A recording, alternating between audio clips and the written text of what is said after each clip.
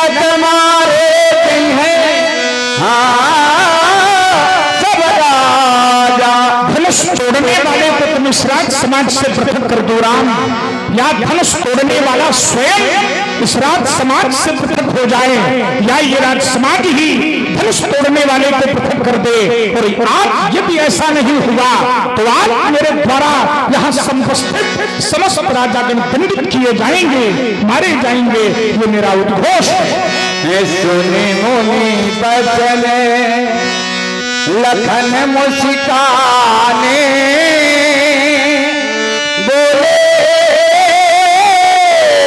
परशु धरही अपमानी। महात्मा जी के द्वारा कहे हुए वचनों को समाज में उपस्थित विज्ञजनों ने भली भांति श्रवण किया। जिसने धनुष तोड़ा है वो समाज से पृथक हो जाए,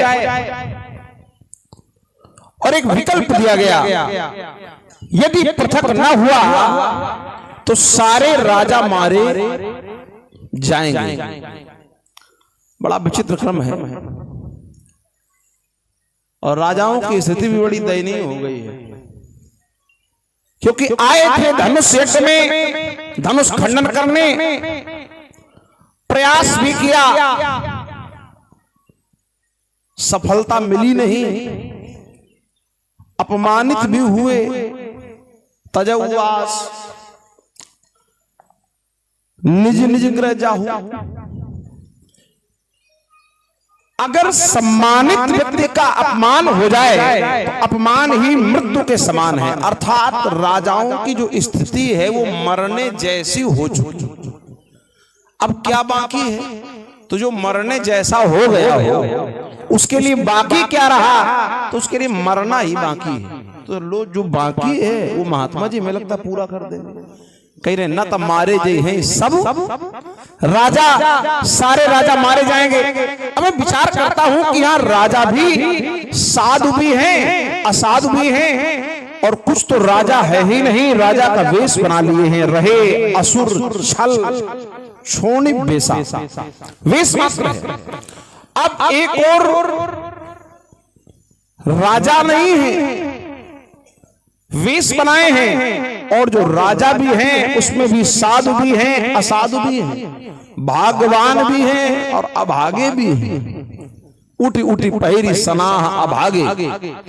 तो कुछ राजाओं का यह मत है कि सिख हमार सुन परम पुनीता, जगदम्बा जानो जी सीता, सीता जगत जननी है। और जिनकी ऐसी दृष्टि है, जिनकी ऐसी भावना है, जिनका ऐसा दर्शन है, वे राजा दंड के पात्र कैसे हो सकते हैं? महात्मा जी कहते हैं धनुष तोड़ने वाला पृथक न हुआ तो उपस्थित सारे राजा मारे जाएंगे।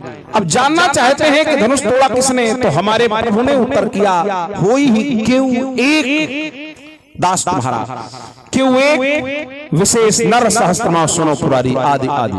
ध्यान दीजिए, तो यहाँ पर वो जो विशेष है वही धनुष तोड़ने वाला है, और जैसा भी है तो एक प्रार्थना पत्र है, हो सकता है आप स्वीकार करें, रहा होगा पूर्व में और है वर्तमान में। तो जिस कालखंड में भी आप स्वीकार करना चाहें है दास, लेकिन नहीं, आपने स्वीकार नहीं किया। का नहीं, राम जिसने धनुष खंडन किया है वह सहस्त्र बाहु के समान रिपु है। बड़ा विचित्र क्रम है। धनुष तोड़ने वाला अब दासत्व की भूमिका के निर्वाह से भी आपकी दृष्टि से अलग हो गया, क्योंकि वह रिपुवत हो गया, रिपु हो गया। विचारणीय विषय है। एक और मैं देखता हूं संसार में व्यक्ति के जीवन का व्यक्तित्व जब ऊंचा हो जाता है तो उसमें गुण भले बड़ा ना दिखाई दे पर दोष बड़ा दिखाई देता है। क्योंकि संसार में महान लोग जो होते हैं वो तो गुणों के आधार पर होते हैं, कर्म के आधार पर होते हैं, यश के आधार पर होते हैं। और जो यशवान लोग होते हैं, गुणवान लोग होते हैं, महान लोग होते हैं, उनके जीवन में होने वाली महानताओं को लोग यही कह करके टाल देते हैं कि वह तो महान है ही, लेकिन जब उनमें कोई दोष देखा जाता है तो समाज कहता है यदि व्यक्ति महान है तो दोष नहीं होना चाहिए, और सामान्य व्यक्ति में दोष हो भी तो लोग उसे या तो भूल कह देते हैं या सामान्यता लेते हैं कि ये तो संसार का नियम है। जैसे कि ममता संसार में यत्र तत्र सर्वत्र है, लेकिन प्रायः ममता के व्यवहार देखे जाते हैं पर समस्या वहां निंदा की उत्पन्न नहीं होती। लेकिन जहां किसी संत के जीवन में ममता का क्रम आ जाए तो ये विषय विचारणीय हो जाता है। और आप जैसे संत के जीवन में ममता, और वो भी ममता यदि शस्त्र के प्रति है या अस्त्र के प्रति है तब तो यह ममता भी विरोचित है, और अगर केवल इसी धनुष के प्रति है तब तो कोई विशेष कारण होगा, यही धनु पर ममता कही है। राजकुमार सुमित्रानंद लक्ष्मण, तुमने कहा कि परशुराम जी ने पूछा कि धनुष किसने तोड़ा है, धनुष खंडन करता कौन? तो इनके भैया ने उत्तर दिया, नाथ शंभु धनु भंजन हारा, होई ही केव एक दास तुम्हारा। हे नाथ, धनुष का खंडन करता आपका कोई एक दास होगा, धनुष को तोड़ने वाला आपका कोई एक दास होगा। शास्त्रों में, पुराणों में, उपाख्यानों में, वेदों में जब दासत्व के निरूपण की बात आई कि दासत्व का निरूपण कैसे हो, तो दासत्व को निरूपित करने के लिए केवल वाणी ही पर्याप्त नहीं हुई, दासत्व का निरूपण करने के लिए मन का समर्पण भी होना चाहिए, दासत्व का निरूपण करने के लिए कर्म का भी समर्पण होना चाहिए, और दासत्व का निरूपण करने के लिए वाणी का भी समर्पण होना चाहिए।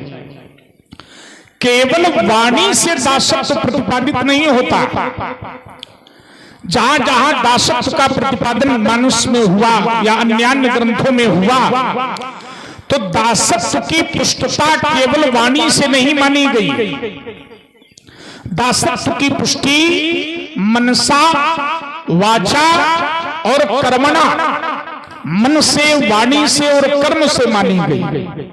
लेकिन तुम्हारे भैया ने कहा, नाथ शंभु धनु भंजन हारा, हुई है कोई एक, तुम कहते हो कि ये प्रार्थना पत्र है। अरे राजकुमार, ये कैसा प्रार्थना पत्र है जिसमें प्रार्थी का नाम ही नहीं?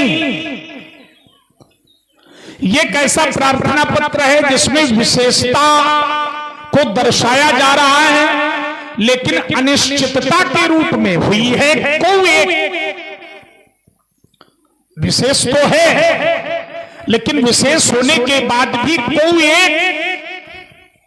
हमारा प्रश्न अनिश्चयात्मक सर्वनाम के लिए नहीं है, हमारा प्रश्न निश्चयात्मक सर्वनाम के लिए है। तो प्रार्थना पत्र में निश्चितता का बोध कराया जाना चाहिए। प्रार्थना पत्र प्रस्तुत करने वाला भले ही वो संबंध से अपना प्रार्थना पत्र दे रहा हो, लेकिन संबंध में भी प्रत्यक्षीकरण हो, प्रमाणित संबंध हो। हुई है कोई एक होगा, ये मुझे स्वीकार नहीं। तो इस प्रार्थना पत्र को हम स्वीकार नहीं करते। प्रार्थना पत्र में भी भाषा का बहुत बड़ा मूल्य है, लिखित भाषा जो है प्रार्थना पत्र में, और यहाँ तो मौखिक भाषा का प्रार्थना पत्र समर्पित किया गया है। और मौखिक भाषा में जो प्रार्थना पत्र दिया जा रहा है वो भी पूर्णता को प्राप्त नहीं है। वही है कोई एक दास तुम्हारा।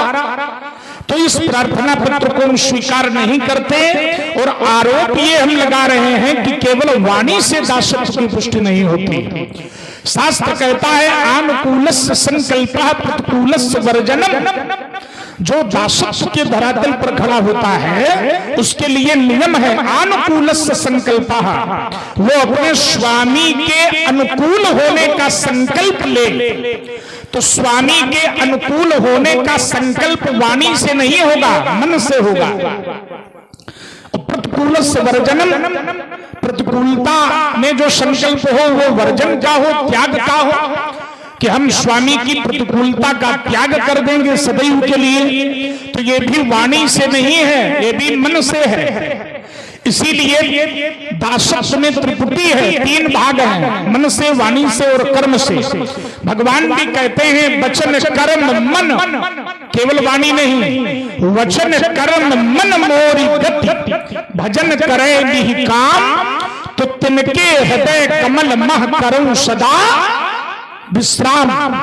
तो वचन कर्म मन जहां जहां भी आया, वाणी से, कर्म से और मन से, तीनों से समर्पित रहकर स्वयं को दासत्व के रूप में परिलक्षित किया जाता है, स्वयं को दासत्व के रूप में पुष्ट किया जाता है, स्वयं को सेवक के पद पर प्रतिष्ठित किया जाता है। तो तीनों की आवश्यकता है, इसलिए केवल वाणी से हम उसे दास के रूप में स्वीकार नहीं कर सकते। तुमने कहा बहु धनु तोरी ललिकाई कदहु न सरिस कीन गोसाई, मैंने बालकाल में बहुत धनुया तोड़ी, आपने ऐसा क्रोध नहीं किया। यही धनु पर ममता की हेतु, इस धनुष पर ममता का हेतु क्या है? मैं ये कहूं कि ये ममता नहीं श्रद्धा है, तो श्रद्धा में भी ममता का अंश होता है। श्रद्धा का अर्थ क्या है? श्रद्धा का तात्पर्य है कि हम किसी के प्रति अपना सर्वांगीण समर्पण जब करते हैं तब श्रद्धा प्रमाणित होती है। एक अंग से श्रद्धा प्रमाणित नहीं होती, सर्वांगीण समर्पण जब तक नहीं होगा तब तक श्रद्धा प्रमाणित नहीं होगी। धनुष के प्रति जो हमारा समर्पण है वो धनुष के कारण नहीं है, शिव के कारण है। मैंने कहा भी है, सुनो राम जय शिव धनु, शिव धन तोरा सहस बाहु संसोरित मोरा, है ना, जय शिव धनु। और अब तुमसे भी कहता हूं, रे नृप बालक कालवश बोलत ही सभार, और धनु ही सम त्रिपुरारी धन। शिव से धनुष है, ना कि धनुष से शिव है। धनुष से शिव का महत्व नहीं है, धनुष से शिव की पहचान नहीं है, शिव से धनुष की पहचान है और शिव से ही धनुष की प्रतिष्ठा है। तो शिव के प्रति ममता का प्रश्न तुम करो तो हम उसका उत्तर देने में सक्षम हैं। शिव के प्रति श्रद्धा का प्रश्न करो तो उसके प्रति सक्षम है। धनुष के प्रति ममत्व का कोई भाव नहीं है।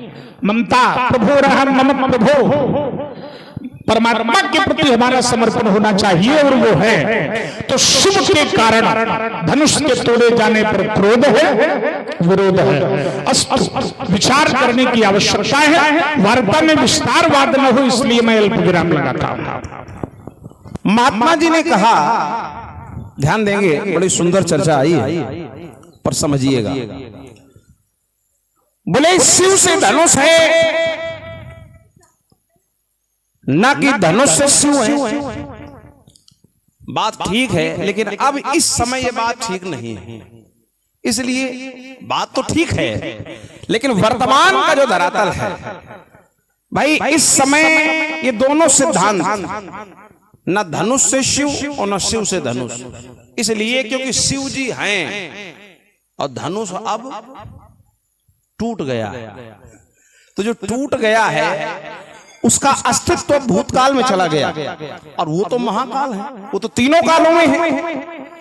लेकिन अब धनुष से शिव कहा जाए यह भी ठीक नहीं है, शिव से धनुष कहा जाए अब यह भी ठीक नहीं है, क्योंकि जो है ही नहीं, जो खंडित हो गया, अब उस खंड खंड की तुलना अब अखंड से जोड़ने का प्रयास किया जाए तो वो जुड़ेगा नहीं। विचार कीजिए। एक और महात्मा जी ने कहा, कई एक दर्शन आए जिसमें से जहां से महात्मा जी आरंभ हुए तो वहीं से हम भी आरंभ करते हैं, ताकि क्रम भी बना रहेगा लीला का। महात्मा जी ने चर्चा रखी, बोलिए अनिश्चय वाचक है सर्वनाम होई क्यों एक दास तुम्हारा। हाँ, अनिश्चय वाचक जरूर है, लेकिन केवल आपके लिए निश्चयवाचक है, और ना तो कहने वाले के लिए अनिश्चयवाचक है ये, न हमारे लिए निश्चयवाचक है, न समाज में उपस्थित राजाओं के लिए निश्चयवाचक है, न ही जानकी जी के लिए अनिश्चयवाचक है। हाँ, लेकिन केवल आपके लिए निश्चयवाचक है, क्योंकि आपको यह पता नहीं है धनुष किसने तोड़ा है। संसार में जब दासत्व की बात आती है तो बिना सेवा के भी, बिना पूर्वकृत कर्म के भी सेवक स्वीकार किया गया। नाथ सकल वाणी के आधार पर संपदा तुम्हारी और मैं सेवक समेत सुत नारी। अब यहां अगर बात यह की जाए कि नहीं ये तो वाणी का विषय है, और देखिए वाणी का भी विषय नहीं है उनके जिनके लिए कहा गया है। मैं के लिए तो हो सकता है, लेकिन समेत सुत नारी इनके लिए तो वाणी का भी विषय नहीं है। लेकिन नहीं, संत ने इस बात को स्वीकार किया। विचार कीजिए, बहुत सारे स्थान ऐसे आए जहां दास माना गया, और माना गया अपराध होने पर भी माना गया। अच्छा, जिस समय माता आदि शक्ति घना करते हैं तो क्या कहते हैं क्षमा प्रार्थना में सभी लोग पढ़ते हैं अपराध सहस्त्राणी। अब यहां अगर कर्म की बात की जाए तो कर्म यद्यपि वो स्वयं दोषयुक्त स्वीकार कर रहा है। अपराध सहस्त्राणी क्रियन्ते अहर्निशं मया, यानी दिन रात सहस्त्रों अपराध मेरे द्वारा हो रहे हैं, लेकिन फिर भी दासो अयम इति, ये हमारा दास है। मां मत्वा, मुझको जानिए और फिर क्षमस्व परमेश्वरी। तो यहां आदि शक्ति ने क्या किसी को इस प्रार्थना के बाद शत्रु रूप में स्वीकार किया या अपराधी के रूप में स्वीकार किया? नहीं स्वीकार किया। उन्होंने वहीं पर, अगर कहने वाला कह रहा है कि दास मानिए, आवश्यक नहीं है भाई, कर्म का आरंभ तो हो चुका है। यदि वचन से भी है तो कर्म का आरंभ हो चुका, क्योंकि मन, वचन और कर्म तीन भाग जरूर हैं। लेकिन अगर वस्तुतः देखा जाए तो वचन भी कर्म की श्रेणी में आता है। वाणी, बोलना, ये बोलना भी कर्म है। और वाणी का भी प्रमाण कुछ जो विशेष लोग होते हैं जिनकी वाणी सत्य होती है, उनकी वाणी ही प्रमाण होती है। संसार में बहुत सारे ऐसे संत हुए कि उन्होंने वरदान दिए और श्राप दिए, लेकिन दोनों फलीभूत हुए, मात्र वाणी ही प्रमाण रही।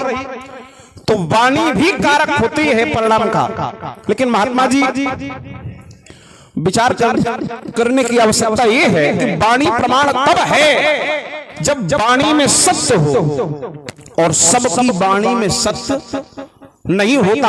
हाँ, यह विचार करने की आवश्यकता है कि जिसके द्वारा ये कहा गया है, कहने वाला कौन है। ये बात राम के द्वारा कही गई है या किसी और के द्वारा कही गई है, ये विचार करने की आवश्यकता है। और अगर कहने वाला सत्य है, कहने वाले की वाणी सत्य है, तो कहा हुआ शब्द भी सत्य ही होगा। एक और महात्मा जी कहते हैं कि भाई प्रार्थना पत्र इसे हम स्वीकार नहीं करते। देखो, प्रार्थना पत्र में भी यदि विनम्रता हो और उसे अस्वीकृत कर दिया जाए, यदि विनय सही हो और उसे अस्वीकृत कर दिया जाए, तो इसमें फिर विनयकर्ता का दोष नहीं है, फिर अस्वीकृत करने वाले का दोष माना जाएगा। हाँ, बशर्ते वो सही होना चाहिए। एक बात और महात्मा जी ने कहा, बोले मन में अगर छल हो तो बोले छल के साथ कही हुई वाणी को स्वीकार नहीं करना चाहिए। हाँ, इस बात का हम समर्थन करते हैं कि मन में छल हो, मन में पाप हो, मन में अपराध हो, मन में दोष की भावना हो, तो अवश्य बात यह सत्य है कि फिर उसकी वाणी स्वीकार नहीं है। लेकिन यह वाणी किसकी है? जिसे ना तो कपट अच्छा लगता है, ना छल अच्छा लगता है। मोहि कपट छल छिद्र न भावा।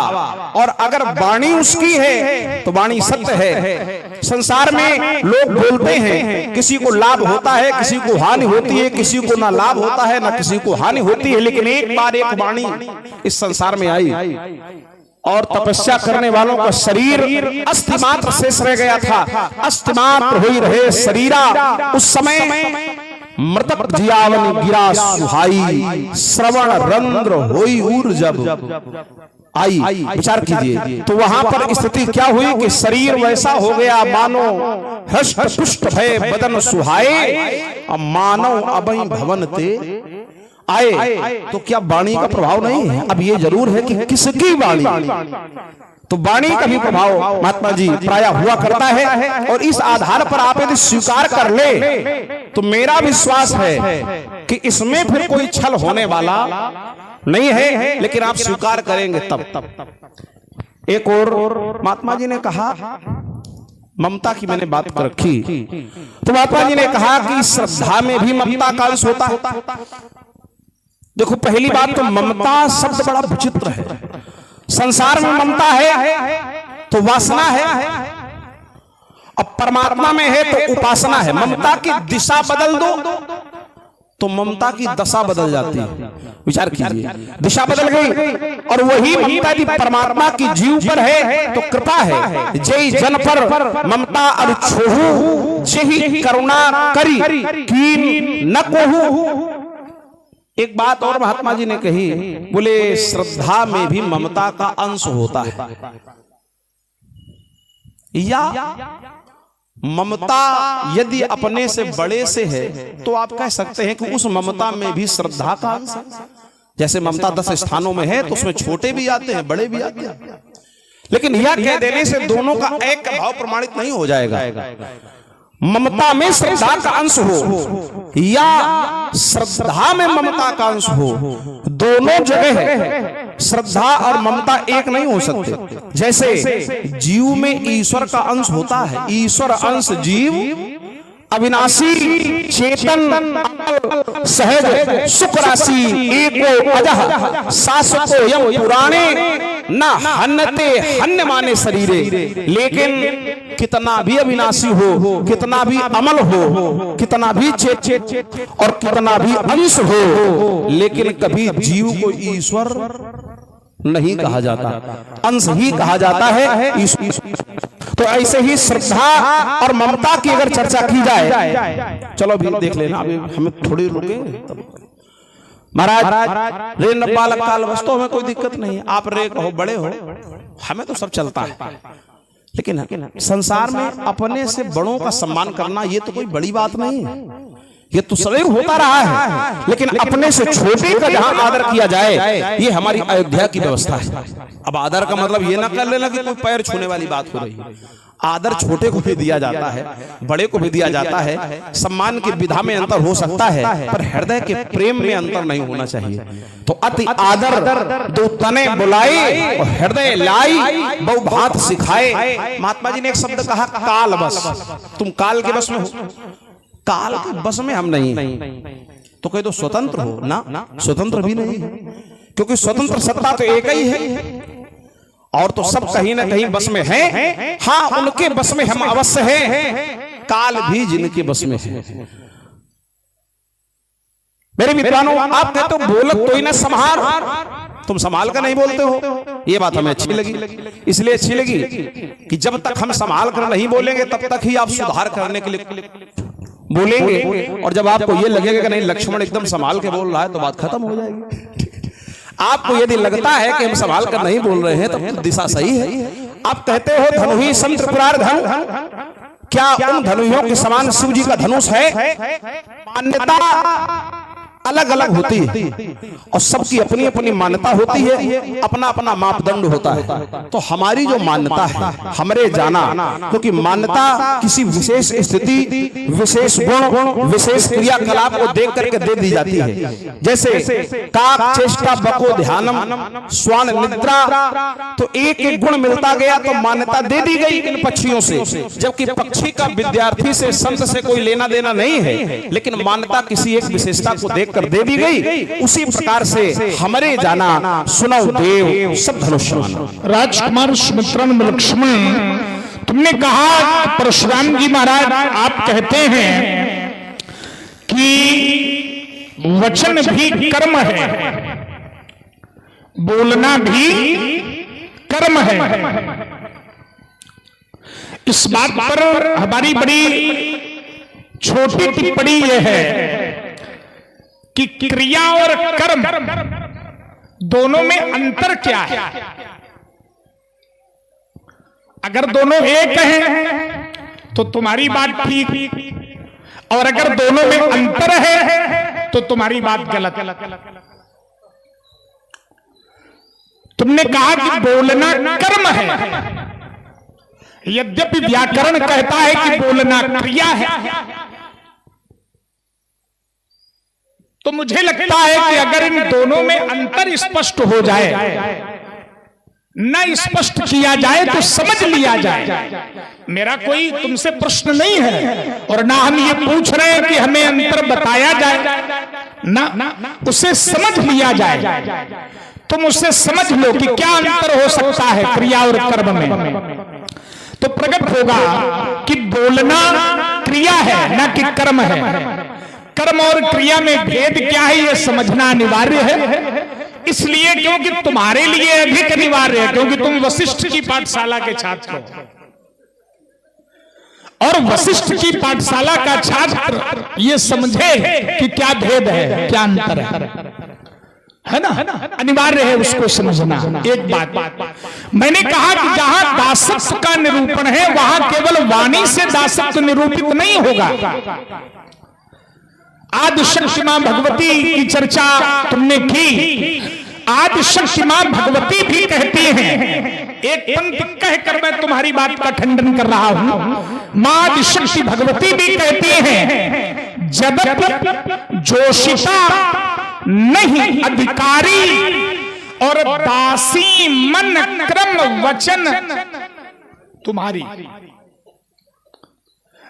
दासत्व का निरूपण है और दासत्व के निरूपण में जो भाव निरूपित किया जा रहा है उस भाव में मन क्रम वचन तुम्हारी। मन से भी कर्म से भी। अब जैसे यहां पर देखिए वाक्य चातुर्य का प्रयोग तुमने किया, पूछ रहे थे ना कि छल है कि नहीं है। जिस वाणी में वाक्य चातुर्य हो वो भी छल की तरह है। क्या किया तुमने? कहा कि वचन भी कर्म ही है। जरा मिथिला के सुधी श्रोता ध्यान दें, लक्ष्मण का कथन है कि वचन भी कर्म है। अगर वचन ही कर्म है, ही नहीं ही वचन ही कर्म है तो फिर